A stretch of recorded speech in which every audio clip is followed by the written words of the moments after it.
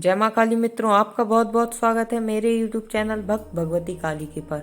आज हम भक्ति के विषय में बात करने जा रहे हैं। हम भक्ति कैसे करें, हम माँ काली को प्रसन्न कैसे करें, माँ काली की भक्ति कैसे करें, आज हम इसी विषय पर बात करते हैं। अगर आप माँ काली की भक्ति करना चाहते हैं तो आपको सबसे पहले अपने अंदर का डर निकालना पड़ेगा।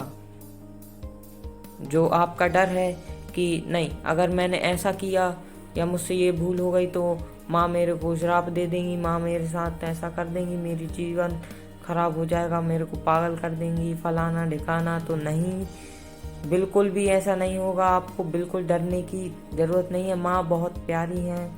माँ को कुछ लोगों ने गलत तरीके से समाज में रिप्रेजेंट किया हुआ है तो गलत है, पर असलियत में माँ बहुत प्यारी हैं।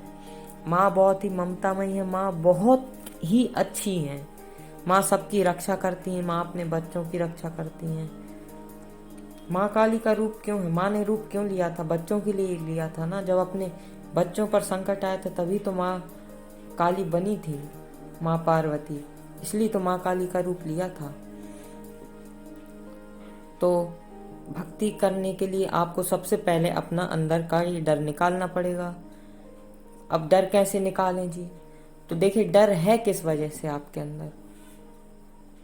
क्योंकि आप गलती कर देंगे। देखिए, गलती और पाप में बहुत अंतर होता है। कर्म, बुरे कर्मों में बहुत अंतर होता है। गलती हम जानबूझकर नहीं करते हैं, पर जो गलत काम होते हैं वो हम जानबूझ के कि हाँ चलो देख लेंगे, क्या होना होने दो, हम तो करेंगे।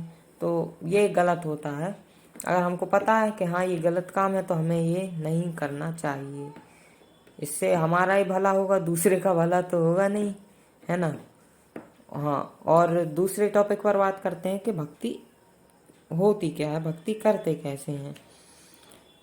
तो इसमें हम माँ के सबसे प्रसिद्ध, सबसे सिद्ध, जाने वाले, जो जाने जाते हैं, वह उन भक्त की हम बात करते हैं जो कि हैं राम कृष्ण परमहंस जी।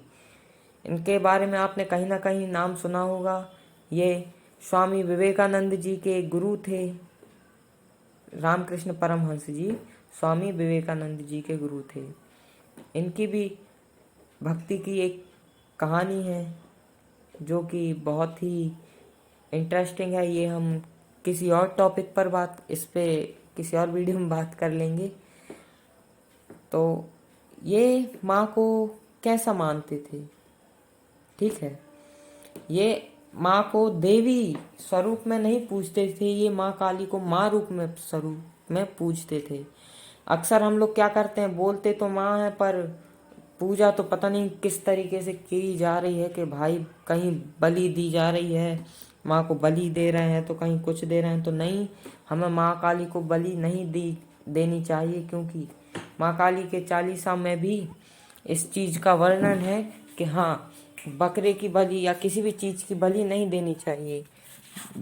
माँ काली के चालीसा में यह लिखा है कि सबके तुम समान मत हारी, काहे कोई बकरा को मारी। जब माँ से बोल रहा है भक्त कि जब आप सबकी समान माँ हो, सबके लिए आप माँ समान हो, तो कोई बकरे को क्यों मारता है, कोई आपके बच्चे को आपके लिए क्यों काटता है। तो जो ये बात बिल्कुल सत्य है। बलि प्रथा हमारी नहीं है, बलि देना हमारा नहीं है। हमारे यहाँ यज्ञ होते थे, हवन होते थे, हवन आहुतियाँ होती थी, जिससे कि हम देवी देवताओं को प्रसन्न करते थे और अपने आसपास का वातावरण शुद्ध करते थे। वापस हम अपने भक्ति टॉपिक पर आते हैं। तो माँ काली को कैसे करें? माँ काली को प्रसन्न करने के लिए आपको भाव, मातृ भाव, एक शिशु भाव लाना पड़ेगा। शिशु भाव मतलब बच्चे का भाव, कि हम बहुत छोटे बच्चे हैं, बहुत छोटे बच्चे हैं और ये हमारी माँ है, ये हमारा पालन पोषण करती है। यह बिल्कुल सच है।